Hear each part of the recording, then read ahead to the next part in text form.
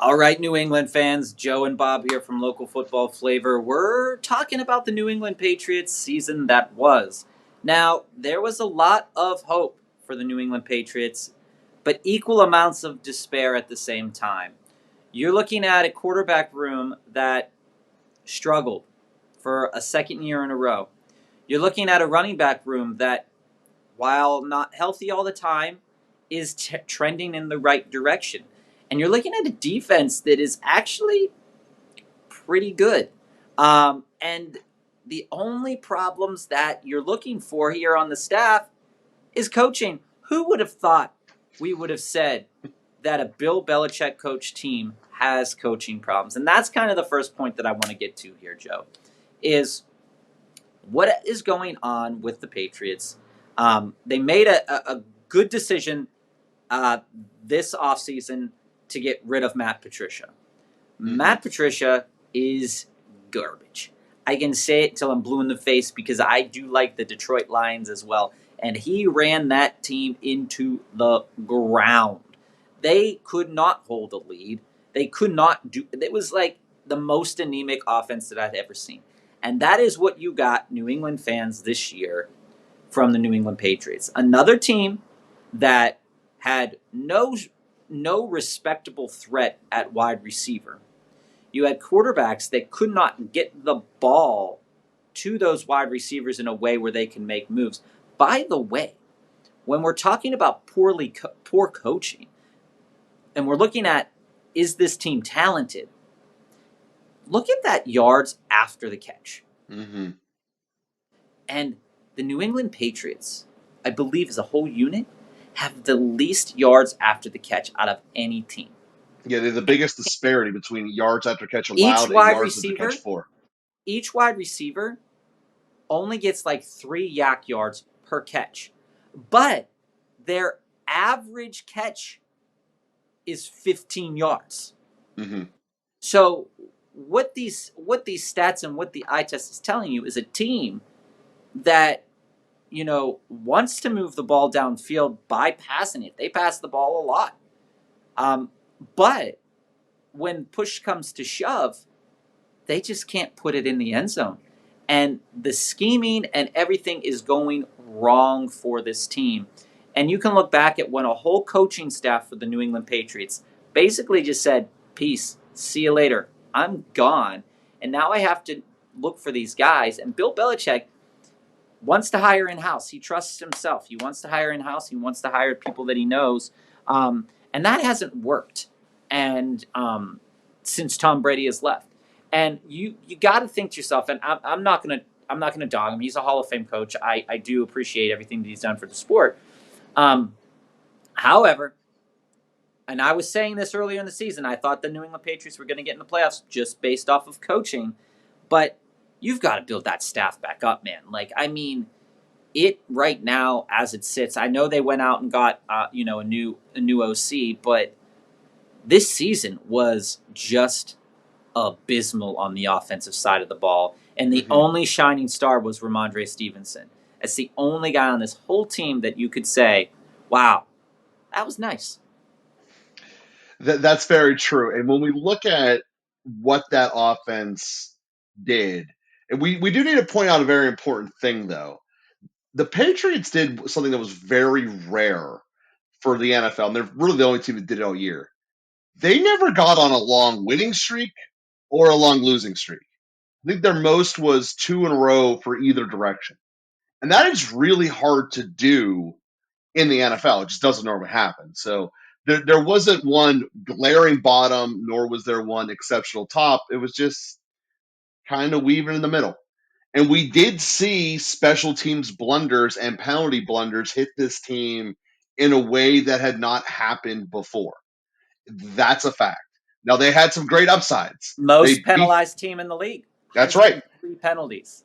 They beat the Jets on a final punt return that the Jets could have just taken a knee and never punted the ball, but instead they punt the ball to New England. They take a punt return to the house with 10 seconds left. But they also lose, and I believe it's the week 17, when they're trying to throw the ball back and forth 20 times on the final play of the game.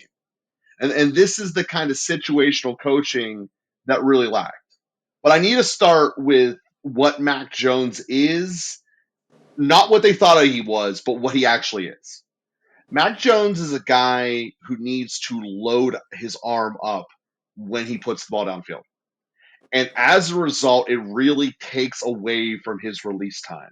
And it makes him zone in on one receiver as he's cocking it back.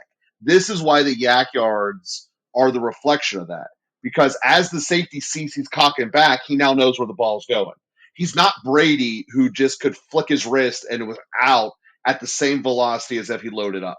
The only time Brady loaded up when he was in his prime was when the ball was more than 40 yards downfield. And at that point, you weren't catching Randy Moss, so it didn't really matter. There is no receiver like that in this team. The other thing is Jones is very, very bad at rolling to his left, as most right-handed quarterbacks are. But he is exceptionally bad at it. We're talking like Baker levels of I just can't go to my left, and I don't really want to try it. The other thing is that teams know this, and the book is getting written on them, and they're overloading that. They're overloading the right side so he can't roll to it. So as he tries to step up, he's getting into the problem that there's nowhere to step up. The way that people are attacking the New England offensive line is attack Jones's right and attack the center gap. And by doing those two targets, Jones becomes contained and very sackable. He does go down very easily. He is not like Big Ben where he's going to brush off tackles or even a Cam Newton. That doesn't happen. So we have an offense that knows he can't roll to the left, so doesn't try to, which is smart. But when he rolls to the right, his plays are basically one of two options. He's either hitting a tight end going towards the sideline route, and this team throws an disproportionate amount of sideline routes to the right-hand side, virtually more than any other team. If Tua was a righty, that would be matching because Tua does the same thing to lefty, but he throws a lot to the right side. And when you're next to the sideline and when you're taking a while to load it up, it makes it very difficult to get yards after the catch. And you can have the most elusive players on the planet out there. You could have Hollywood Brown being the guy catch the ball. It doesn't matter when he's put in that situation. Mm-hmm. This is a combination of scheme limitations as well as a Mac Jones limitation. Mm-hmm. And with the only counterattack that the Patriots had that they used well was when defenses really started over committing to this. The Jets are an example. It's a very athletic defense that loves sacking people, and they got Jones a lot. But the times that they were able to gash him were whenever they were able to do a zone blocking where it shows we're all going this direction, but Stevenson or Harris stopped and cut the backside because the backside contained guy was over aggressive. And that's what happens with some elite defenses sometimes. Aggressive is a double edged sword. Mm-hmm. But when your only option is essentially the other team messed up, and we can take advantage of it very well, but it all starts with the other team messing up, that's not a true game plan for victory. It's a game plan of a team that goes about 500 based upon whether or not they win in the trenches or not. And given the Mm-hmm. fact that their trenches are average on both sides of the ball, ends up being a team that goes about 500. And that's where we're ended up. Yeah, and here's the thing too, Joe, is when we look at this defense in particular, you know, it it did what it was supposed to do, and we talk Mm-hmm. about this with the Jets as well. These defenses are doing what they're supposed to do, but the quarterbacks are letting this team down. And when you really look at the New England Patriots, they're, I guess, I'm going to bring it up. I guess the issue here is, you know, they're looking for the guy to be the guy for the next 15, 20 years.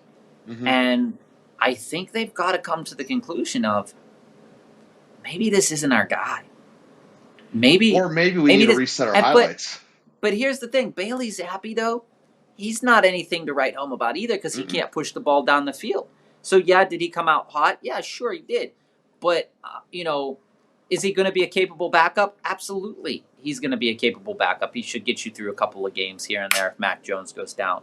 But the issue is that do you want Mac Jones to be your quarterback? And if you look back at last season and you consider this season too, there has been no improvement. and we're going to talk about this with a couple of other quarterbacks in the league, but 2 years now, yeah, okay, sophomore slump, but sophomore slumps have to do with adjustments and the league adjusting on you and you adjusting to the game and the league. And with a Hall of Fame head coach, even with a really crappy offensive coordinator, you would think that those adjustments would come, and they didn't. But where we saw some really good play, and granted, another chicken and the egg situation again. Mm-hmm. Is the play not happening because the wide receivers are not that good? Or are the plays not happening because you're not good? And only the coaches in that room can really make that decision. But I feel a lot of times that New England has put itself in such a bad situation in terms of wide receivers. Mm-hmm. And it's similar to what we said about the Saints too, is that, you know, you have players that are would be role players on most teams. And it's unfortunate because when you look at how many college teams are out there and how many men want to go professional, Mm-hmm. your own, like when we talk about these players, the players that stand out in our minds are those players that make big plays in big situations and things like that. Mm-hmm. David Tyree for the Giants, very situational player, right? Made the big catch in the Super Bowl. You need a guy like that on your team, but you can't have four of them. Yeah. You can't have four of them because then they're all doing the same thing. Like Tyquan Thornton, right? What's his role in comparison to Devontae Parker? They're practically doing the same thing. And Yeah. so you can't, and when you have a quarterback that can't get the ball in those situations, depending, like versus man versus zone, then you're going to have a problem, and the defense cannot. And this is the same thing we said about the Jets. The defense cannot continue to keep, and it's the same thing we said about the Steelers.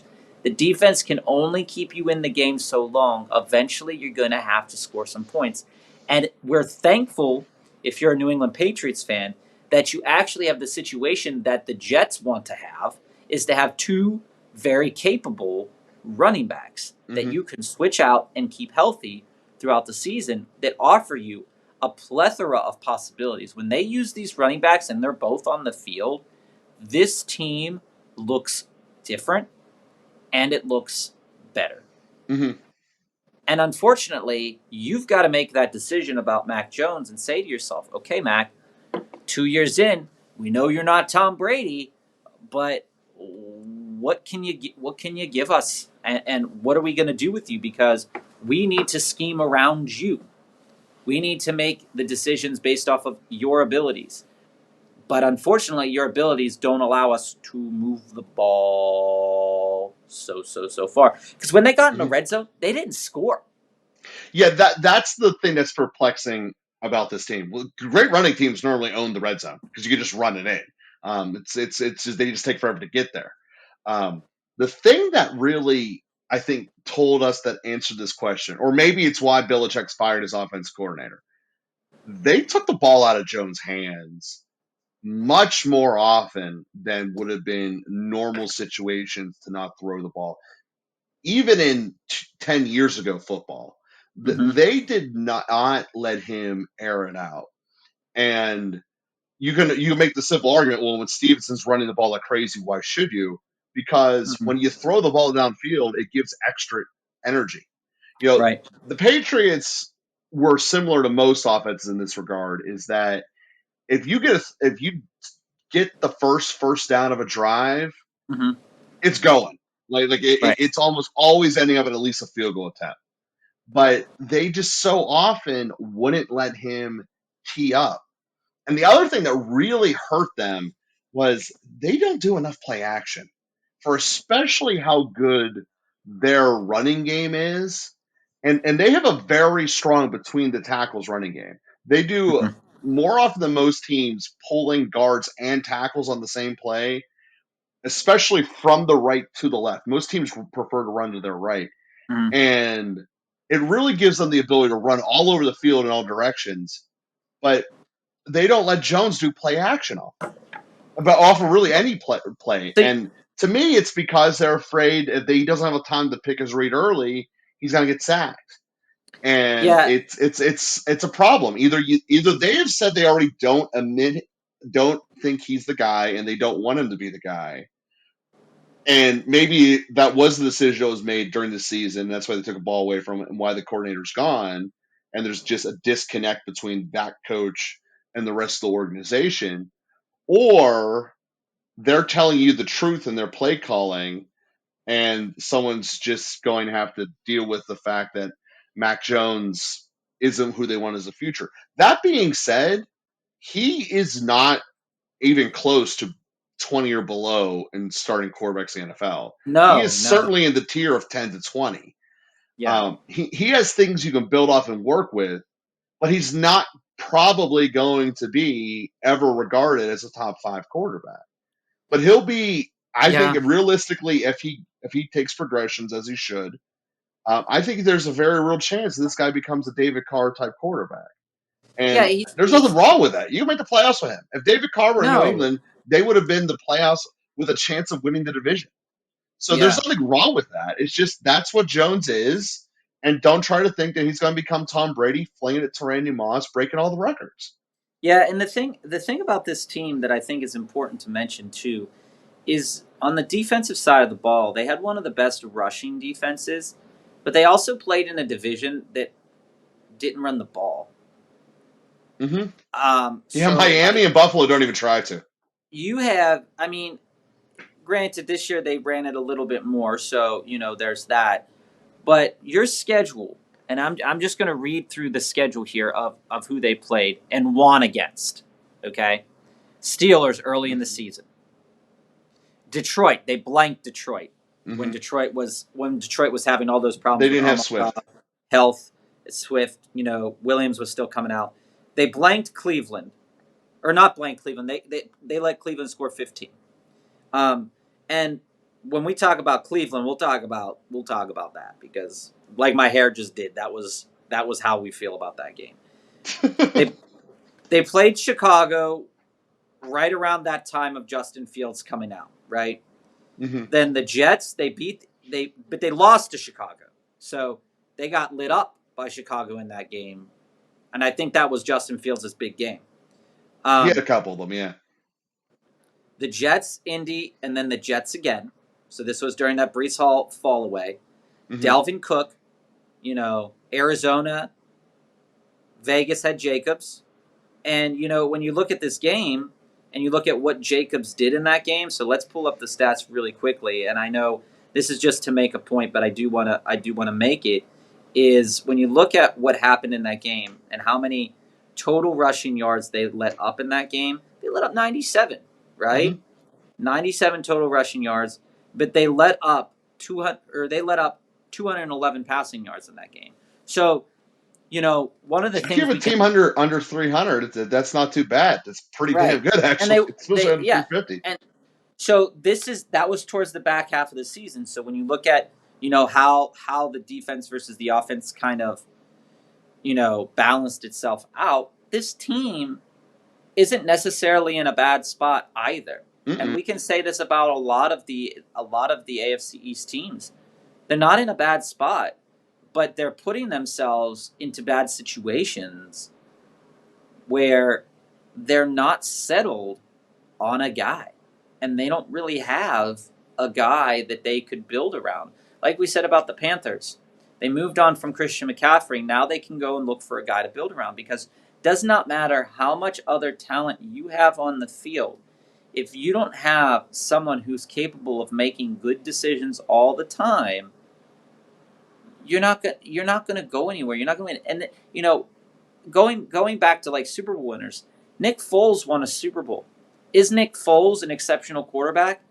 No, not really. Mm-hmm. But is he a guy that once you know what he can do, is he capable of winning a Super Bowl? Obviously, he won a Super Bowl.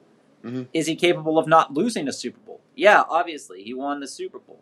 You look at a guy like Trent Dilfer back in the day for the Ravens. You know, he knew his role and did his role, and that team was successful. We don't really know with these AFC East teams, other than Buffalo, what they're doing on offense, what their roles are, even though they have stellar defenses. And personally, this season was a waste for the New England Patriots. It was an It absolute was. waste for them because they The had debacle all they the had an potential offensive to win. coordinator haunted them the entire season.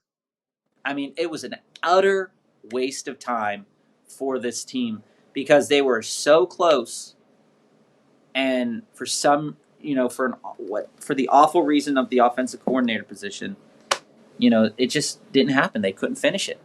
Yep, and I think that that's the point of optimism for the Patriots looking forward is that they recognized what the number one problem was off the field, they corrected it, and now as we enter into the draft episode, we'll be able to cover what on the field they can take. But they've already taken away the number one thing that was holding this team back,